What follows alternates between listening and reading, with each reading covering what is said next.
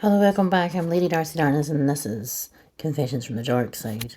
Gonna get the disclaimer out of the way, first of all, before I get into reading this article that, well, not things are alright in the Nosferatu world, put it that way. They have been doing a lot of things to promote this movie, and the promo started way back in October. It has had its London premiere, but it's not actually out until Christmas Day. So let's read this article, shall we? Well, let's get the disclaimer out of the way. We are feel so much adult content. Some of you think this isn't necessary, and some of you think this isn't needed. If you are one of those people, then thanks for checking us out. But I'll say this only once. If you can't stand the heat, then get the fuck out of my kitchen. Now, for everybody else who likes what we have started here, the regular scheduled programming will continue.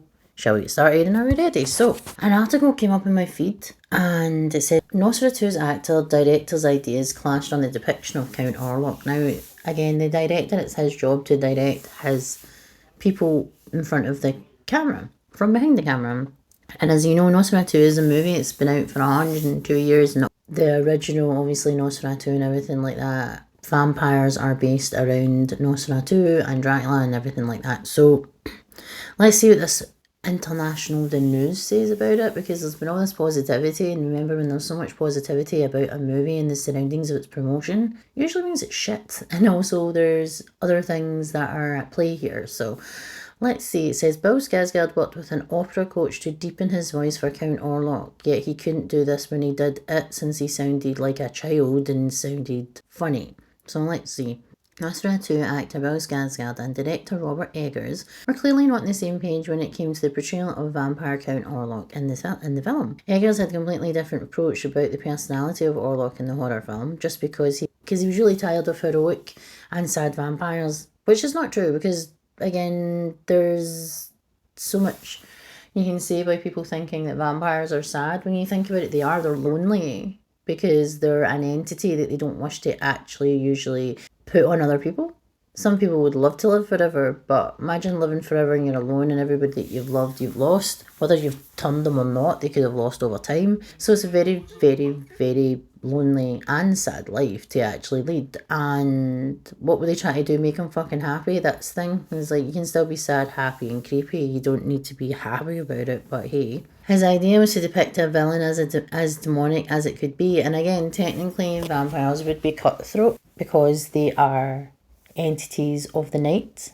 And again, they always say it's like a light and dark situation, and they always depict vampires as being, well, the way Hollywood does it now, vampires like sparkle, and well, that's from a book, that's from Twiglet, but they sparkle, or they can go outside. Technically Dracula could go outside if he actually mimicked the weather like he can do, like he does in actual Bram Stoker's. He causes the clouds to cause overcast, which means he can actually walk about.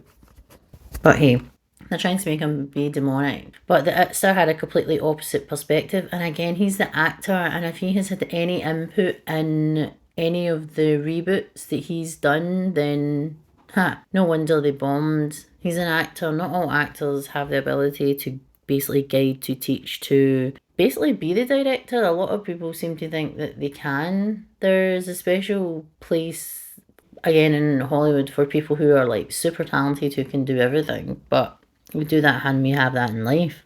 But I don't think Bill Skarsgard's one of them. Sorry, Bill, but I don't. Bill wanted to make Orlok have some sort of vulnerability, but Robert wanted an out and evil character. But he's a vampire. He's not going to be fluffy. It's going to be cutthroat. And I'm hoping that we get a lot of this too. And there could be. And the thing is, when you have like evil characters, they seem to think that they're evil and they're bad and they're dark, but they don't have a vulnerability about them. They don't necessarily put two and two together that vulnerability is not a weakness. It is actually powerful, showing that there is some sort of humanity about them, even though he'll depict them as a monster.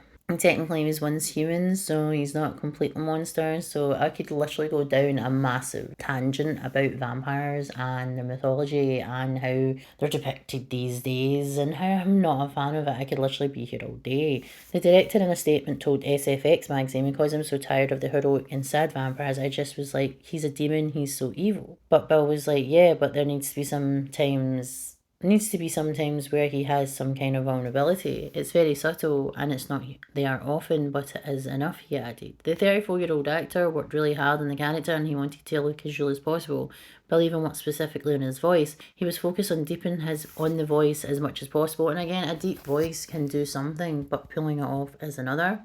But you don't need to have a very, very deep voice. It's like Dracula spoke normal until he was actually trying to kind of making a point, or it was really just making a point. He would deepen his voice to show his dominance more than his vulnerability. But hey, it's very subtle and it's not there often, but it's enough, he added. The 34-year-old actor, again, like I said, worked really hard on this, and he wanted to look. While talking about the voice of Count Orlok, the Lighthouse director said that's Bill, not effects. So that means that he's deepened his voice, because again, he likes to show off, I've noticed, where he's like becomes the characters. He did it with it. When he was on interviews and stuff, he was doing that weird thing with his eyes and stuff. He has done that.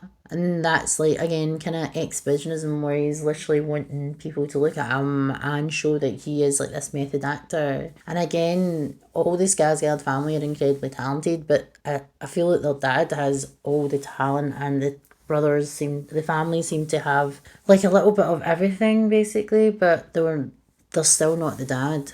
Stellan. The Swedish actor worked with an opera coach to deepen his voice for Nosferatu.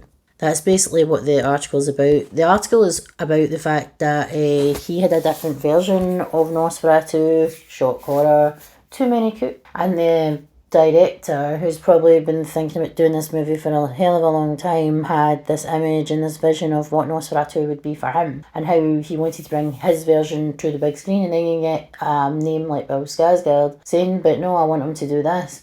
You can technically still be the evil, dark character, demonic character that the director had the vision for, and give him a vulnerability. He could have acted that way. He could have literally made the character his own, the way some people do when they do method acting and they become that character. But he had to do the dickish kind of actor thing where they think they know better when they actually fucking don't. You're fucking reading words on paper, mate. Anybody can do it.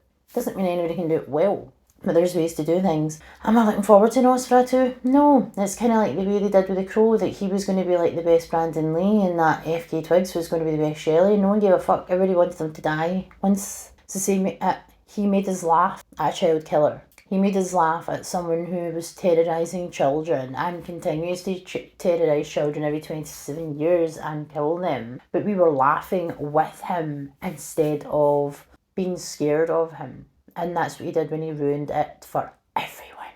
And he did it the same with The Crow. And like I said, in The Crow, he could see that he was losing faith in his actual character that he was becoming or trying to bring to life. And his own accent, that never comes out, by the way. His Swedish accent was coming out constantly, showing that he didn't believe in his performance, he didn't believe in the story, and didn't believe that this was going to be a success. I'm just hoping that Nosferatu is not like that. They're really pulling in the whole gothic vibe at the moment, and as I said to people, gothic has never went away within the fashion, the architecture, and the actual culture itself has never left, ever. It's just every couple of decades, basically, every decade or so, there's like a version of goth that randomly comes out and Hollywood run with it, and everybody thinks they're goth for like 2 minutes rather than everybody else who's alternative, who has been that way for many years, like myself. It never goes away. You always have that as part of your identity. So do I think it's going to be a hit? No. Will I watch it? Yes. Will I go to the cinema to see it? No. I'll wait till it's free for streaming. I'm not going to give them my money to basically continue a charade of reboots, remakes, reimaginings, and it's absolutely disgraceful because that movie is a fucking classic and it should not be fucked with in that way. And I get it, Holly woke, Holly weird have nothing.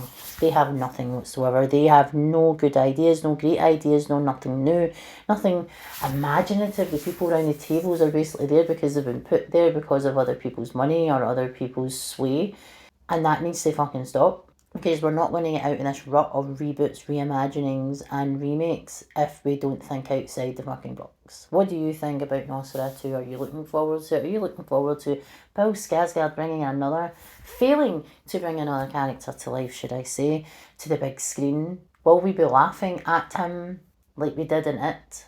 Will we be laughing at him and shaking our heads and like, oh fuck, not this again like we were with The Crow, who knows. What will we think of this director's taking Nosferatu, and will we be telling him to jog the fuck on, maybe go to the job centre and apply for another fucking job, because we have had enough. I know I have. And that was a little update on Nosferatu and how we're going to be hearing this vulnerable Count Orlok with a very deep voice.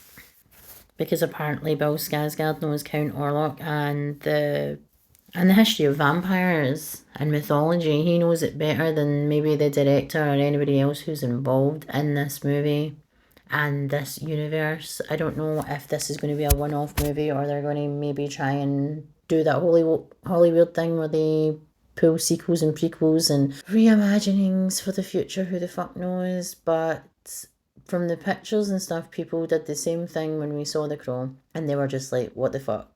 They've tried to make it as dark as they could, and obviously as intimidating as it should be for Nosferatu, being who he is, the character.